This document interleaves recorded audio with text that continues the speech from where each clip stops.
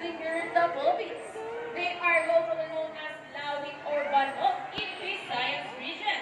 Now let's go welcome our chickens. Wow, look at that! And as you can see, we have our homing pigeons. Homing pigeons has an eating blooming only, meaning they will then return to its next and meat. Our one-of-us are raptors, chickens, and our homing pigeons.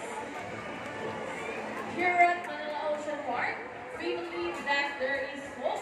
We only not try to take care of our friends in the sea, but we're also who are in land and air as well.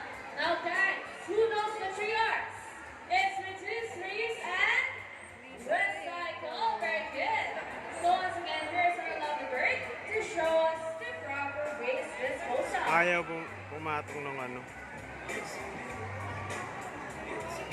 Lawin.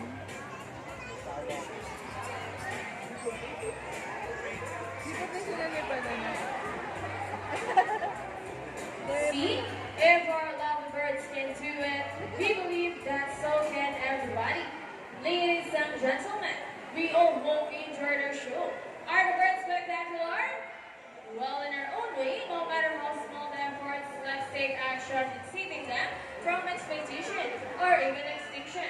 Please, let's all do our part in saving the world, because remember, this is the only home we've got. Now, let me present to you the birds and the trainers who made the show possible. Trainer Rochelle with Hope. Trainer Prince with Buddy. Trainer Vince with Rocky. Trainer Mark with Shadow. And once again, I'm Trainer Mikey